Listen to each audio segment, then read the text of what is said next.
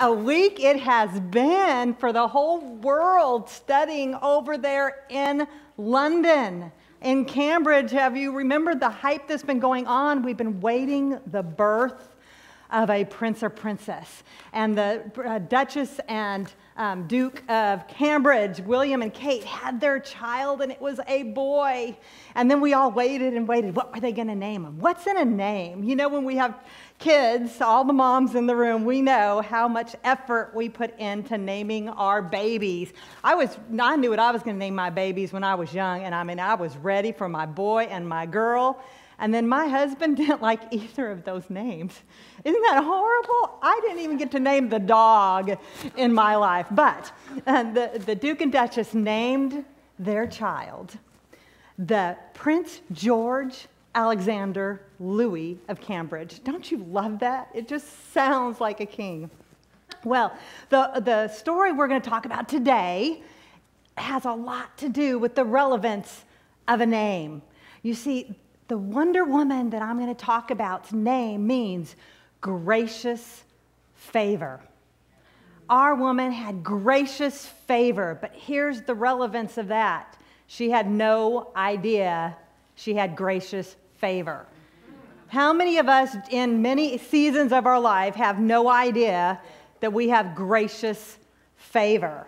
And we're going to talk about this lovely woman, this Wonder Woman, because you see, have you ever wanted something really, really, really badly, and it looked like it just was not going to happen for you? Can you relate? Have you ever wanted it so bad and it just was not going to happen? So much so that you lose all perspective of life. You don't notice one blessing that we have in our life. I mean, we may have everything going on for us, but it just doesn't matter, because we are blinded and fixated by our yearnings in our life. And we don't see the blessings. Well, that is what Hannah was going through, our Wonder Woman of gracious favor. Her story is so relevant to me, and I know it's relevant to many of you here and those watching on the simulcast, because there are seasons in our lives, even right now for many of us, where we don't know that we have gracious favor. And I know that was relevant in my life, but I've got 3 secrets about this Wonder Woman. She lived these 3 secrets, and if you live these 3 secrets, you will live a life of gracious favor. Because here's the deal with Hannah. Well, you're going to hear, if you don't already know, you're going to hear about what her yearning was, but I will tell you, what she really wanted was significance. Hannah just wanted to matter. Don't you just want to matter? You want significance of knowing that we just want to matter. And that's what she wanted. But every time in our lives, and I know this is true with every one of us here, every time we're just trying to find significance, there always seems to be a distraction, and almost always, especially, one of my favorite Saturday Night Live characters from 2004. I don't know if you were an avid watcher of this show, but you know what? This character, many of you will remember, Debbie Downer. Is there not always a Debbie Downer in our lives? I mean, you can go to this wonderful day, you can be in Hawaii, and you can look at this beautiful, beautiful ocean and this beautiful waterfall, and Debbie's going to be right there going, I bet there's a lot of mosquitoes there filled with West Nile. Or you can just have got this beautiful dress on. Well, I just hope that doesn't hike up when you're walking across there. You know, there's always a Debbie Downer in your life trying to distract you from what's going on in your life. And Hannah had her Debbie Downer. Yes, she did. And this Debbie Downer was there to try to destroy her. And Hannah allowed it to eat away at her for years. Who have you allowed to eat at your life for years? Now, I'm getting ahead of myself because I'm so excited because in spite of our Debbie Downers and in spite of all the distractions in our life, God always has a plan. Yes. Jeremiah 29:11, do we not love that? And we all know it, but for I know the plans I have for you, plans for good and not for evil, plans for a future and a hope. So in spite of our distractions and the muck that we're going through, God always has a plan, even with the Debbie Downers and even though we don't see them. Now, I know that many of us are techie today, so if you have your Bibles with you, we're going to turn to 1 Samuel. If you have your iPads or iPhones, I'm using the ESV version of 1 Samuel today because I can pronounce a lot of the words in the ESV version. But I want you to get this today. God always starts with the seemingly ordinary to execute his extraordinary plans in our life. Isn't that the truth? So turn with me to read about Wonder Woman Hannah and find out what she wanted so badly that she couldn't see the blessings in her life. Okay, there was a certain man, here we go, there was a certain man in the hill country of Ephraim whose name was Elkanah, and he had 2 wives. The first was Hannah, and the other one was Peninnah. And Peninnah had children. She had sons, and she had children, and everything. Hannah had no children. And as we heard Carol say, in the Bible times, you are only as relevant as your offspring if you're a woman, and especially your male offspring. Otherwise, you were nothing, and you were ridiculed. Well, now this man used to go up year by year from his city to worship and to sacrifice the Lord of hosts at Shiloh, where the 2 sons of Eli were the priests of the Lord. On the day when Elkanah sacrificed, he would give portions to Peninnah, his wife, and to her sons and her daughters, but to Hannah he gave a double portion because he loved her, though the Lord had closed her womb. And her rival, her Debbie Downer, would provoke her grievously to irritate her because the Lord had closed her womb. Okay, ladies, do you get what's going on here? Peninnah, wife number 2, was very jealous of Hannah because Hannah, it implies, was getting all the love and all the attention. And Peninnah's thinking, hey, I'm coming through for you. I'm giving you your offspring. What's wrong with me? And so she turned her hatred toward Hannah and viciously, relentlessly chipped away at her all the time. So this went by year, and as often as she went up to the house of the Lord, Peninnah would provoke Hannah. Therefore, Hannah wept bitterly, and she would not eat. You know, I wish there were some times, Aaron, when I would not eat. You know, I wish there were some times that would depress me. Anyway, sidetrack. And Elkanah, her husband, said to her, Hannah, why do you weep? Why don't you eat? Why is your heart so sad? Am I not more to you than 10 sons? Now, I kind of love this part because here's the deal. He really did love her. He did everything he could to make her happy. But get this, if we're not happy, no one else can make us happy. No matter what he did, he couldn't make her happy. And he's a man, he's clueless. He couldn't figure out what was going on. That's not derogatory to men. I love men, don't get me wrong. But the thing is, he couldn't make her happy because she wasn't happy. She wasn't letting herself be happy. There's nothing he could do. But this is what's so encouraging for you every time you feel blinded by what's going on. Here is where our Wonder Woman shows the beginning of her heroic signs. In the midst of her not being able to see anything good going on in her life, in the midst of her despair, in the midst of not being able to think there was anything good of her, anything that's going to happen, she knew where to turn. Don't miss this. She knew where to turn. Verse 9. After they had eaten and drunk in Shiloh, Hannah rose. Now Eli the priest was sitting on the seat beside the doorpost of the temple of the Lord.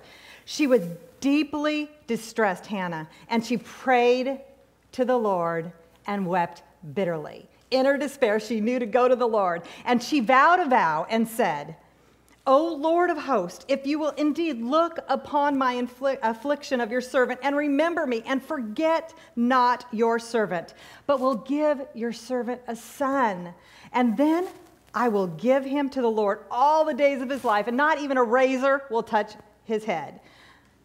Even though she didn't think there was any hope of it coming through, she still knew to go to God. Now, she did do something kind of crazy here. I mean, she offered to give him back to God, which you're about to hear, which is just crazy, crazy, crazy. But she knew to go to God. Ladies, there's hope for us in the midst of our mess, in the midst of our pantyhose that are at different lengths, like Carol was showing us. There's a midst of us in all of our mess when we just feel like we're not going to matter. Just go to God. As Hannah continued praying, Eli observed her mouth. Now, if you remember this part, I love this part. Hannah was speaking in her heart, but her lips moved, but nothing was coming out. No one could hear everything. And Eli literally thought she was drunk. Have you ever been in such earnest despair that somebody thought you were crazy or drunk? I know I have. So I love the part that Eli really thought she was crazy and drunk. And so Hannah says here, no, Lord, I am not drunk. I have neither had wine nor strong drink. I have been pouring out my soul before the Lord. Do not regard your servant as a worthless woman, for as long as I have been speaking out of my great anxiety and vexation. Then Eli answered, go in peace, and the God of Israel grant your petition that was made to him. He granted her wish. And she said, let your servant find favor in your eyes. Then the woman went. Hannah went on, and she had her spirit lifted, and she ate. She got her hope back. She went before the Lord, and she got her hope back. You know, here's, again, I keep wanting to emphasize, she had no idea if it was ever going to get better. And she still knew where to go. A Wonder Woman, even when she's feeling crazy and that it's never going to change, knows to go before the Creator of the world and go before Him. Now, I love this, that they rose in the morning, they worshiped the Lord, and they went back to the house of Ramah, and Elkanah knew his wife, and she conceived a child. God came through with His promise for her. She got what she wanted.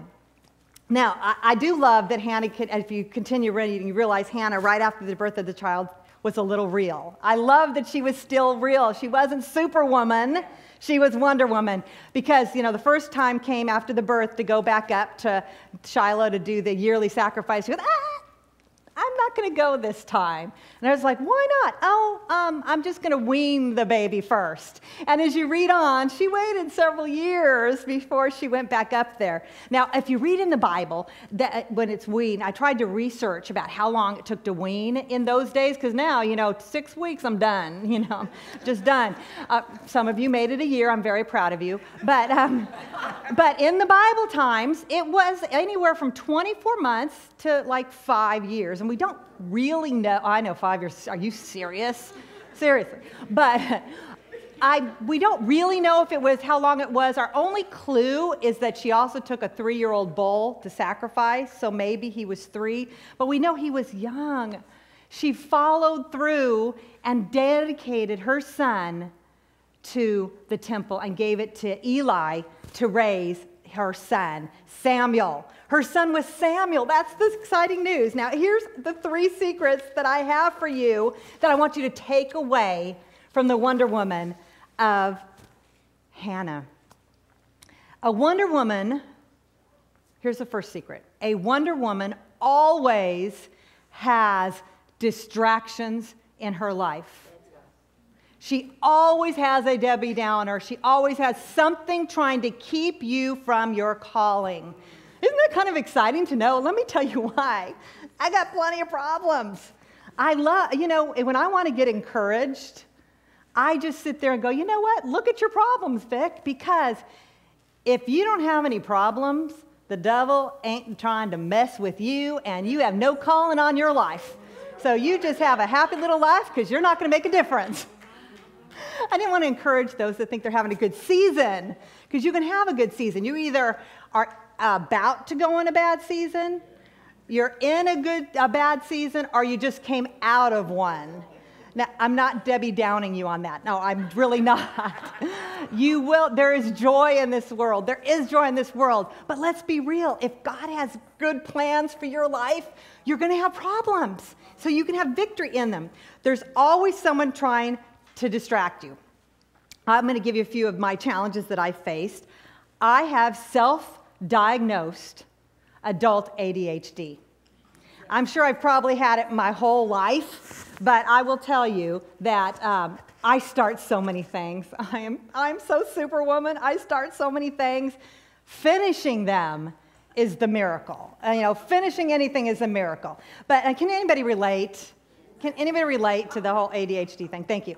But let me tell you some of the bigger challenges that I faced in my life. What I most related to Hannah about is that for 34 years and 6 months, it took me to walk down the aisle. I was ready for a husband at age 5. Five. I meant it, 5. 34 years and 6 months to the day was my wedding day. I know what it's like to really, really, really, really want something and to really feel God wasn't going to come through for you. Now, I have to confess, when he did come through, I got a really, really, really good one. You that have met my husband, he's really hot and he's great. So God came through really good, but I had to wait a really long time. And I related to her because I didn't always know I had gracious favor. I didn't know God was preparing my future with my husband while he made me wait. And you know what? There was many times people probably thought I was crazy in the way I just beg and plead. And I had many Debbie Downers giving you all the wrong things to say to a single woman. Do you know what I'm talking about? Well, if you would just stop being so picky. Oh, if you would just do that. What are you doing wrong that you're scaring every man away? You know what I'm talking about? I've been there. I have been there. But here's the thing. God used my challenge to give me my significance. It was through my journey that God gave me my ministry. It is always through your greatest misery that God will lead you to your life's ministry. That is so true. And I mean, I've written dating books. I've been in Cosmopolitan, Glamour, Woman's World. I've been in the Christian magazines helping women make better choices in love and life so they can live the life of their dreams. I couldn't do that if I didn't wait 34 years and 6 months to walk down the aisle. Now, life's life, and it goes on. So 10 years after my marriage, we got my next big challenge. My in-laws got sick, and I had the privilege of caring for them as a caregiver for the next 5 years. Precious, I loved them. The part of that was such a challenge is I had just come out with my 4th book with a major publisher, and I needed to give up my dream career. I had to walk away, and as far as I knew, permanently, I sacrificed my dreams. And that was a challenge. There was another time when I was in those moments of thinking, I had to give it all up, and it'll never come back. And I had some pity parties. I'll confess, there was a few pity parties, but I had those challenges. And just in the middle of that, just to keep it interesting, isn't God great? Does he make life interesting? He let us go through financial collapse, which is not fun. And I know many of us in America from 2008 on experienced that. And just when we came out of that, just coming out, life is going to be great, did the right thing, was a caregiver, everything's going on. My house burned down. How does that happen? Whose house burns down? Seriously. So wonderful that Thelma was there with me every step of the way. I love you, Thelma. Thank you for supporting me through that. And Carol Ladd, all my friends were great. Those were challenges. But you know what? I really, honestly, my husband and I have learned to look at it. When you have challenges, if you look at it, be a Wonder Woman, realize these challenges are because God's going to do something big. I mean, seriously, who burns down your house? Seriously. But there had to be something that's going to come good out of it. Romans 5:3-5. So my life scriptures. I have so many, but I love this. Not only so, but we also rejoice in our sufferings because sufferings produce perseverance. Perseverance produces character, and character, hope. Do you not love that? Is that not true? So I love being the Wonder Woman who recognizes that, number one, you will have challenges if God has a great calling in your life. But number two, that we've seen so many times in Hannah's life, that in the midst of those challenges, number two, Wonder Woman knows where to turn. In the midst of the mess, Wonder Woman knows to turn to God Even when you are convinced there is just no way, like Sarah laughed, there's just no way at 80 I'm having a baby. Hannah just thought there's no way I'm going to be ever able to conceive, but I'm going to plead with God. But guess what? I prayed and prayed, Lord, what am I going to say about Hannah? I mean, I prayed over this for 6 weeks. The number 3 secret just caught me off guard. It really did, and I'm so excited about it because I just can't believe it when God revealed this to me. Here's number 3 of the Wonder Woman. This is a big deal. When God comes through with your dream, follow through. Yes. Wow. Don't stop there. Here's the deal about Hannah. God gave her baby. Yay, she conceived. She had a baby. She could have stopped there. She could have said, whew, got what I wanted. I promised all this stuff to get my baby. She would have had this great son, raised up this nice life, had a baby, raised it till he grew up, and we would have never heard about her. It would have been done. But she followed through with her promise and gave her baby back to God. What is your Samuel in your life? What have you been begging God for that he's given you that you need to follow through with? Because your greatest significance in life is not answered prayer. It's what you do with your answered prayer. That's the journey of your significance. It really is. What has God allowed you to go through in your journey that you can give back to him to literally change the world? Have you faced cancer, a loss of a child, loss of a job, loss of a dream? What has been your challenge that somebody needs you for? Because that's where you are. So hear me here.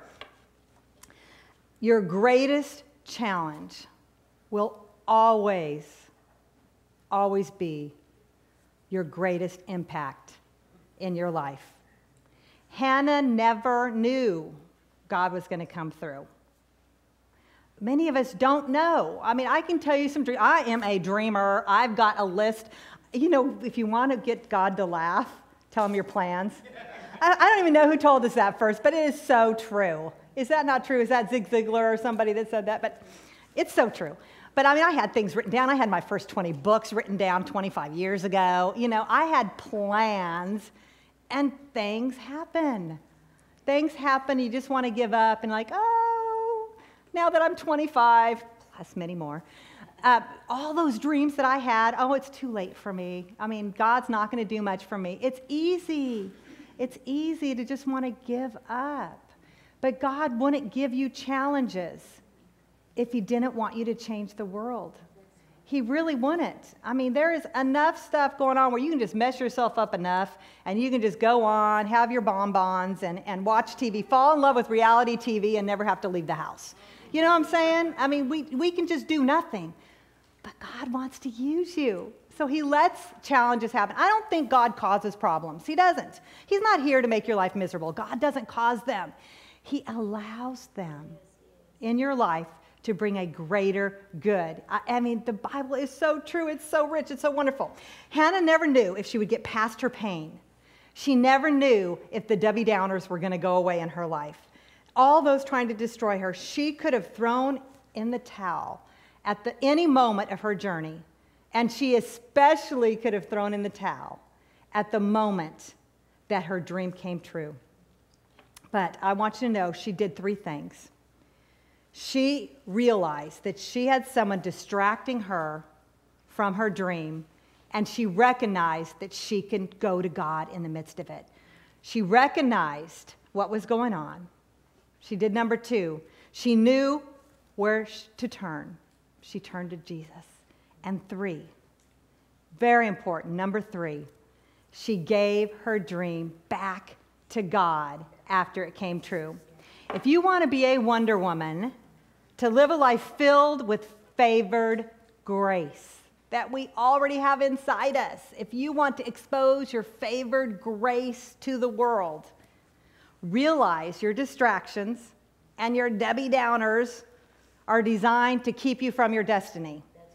That's the only reason why you have problems, to keep you from your destiny. Defy it. defy it, get angry. Just like seriously go, really, seriously, you are not going to win with me. Number 2, know who to turn to. Turn to Jesus. He's waiting for us. He's whispering to us constantly, whispering to us, of wanting us to come bring it to him. And number 3, when your dream comes true, give your dream back to God. Give your dream back to God in the midst of it all, and that's how you walk in all you're created to be. It is giving it back when we reach our significance. A Wonder Woman of favored grace, here to change the world, is who you will be. Thank you.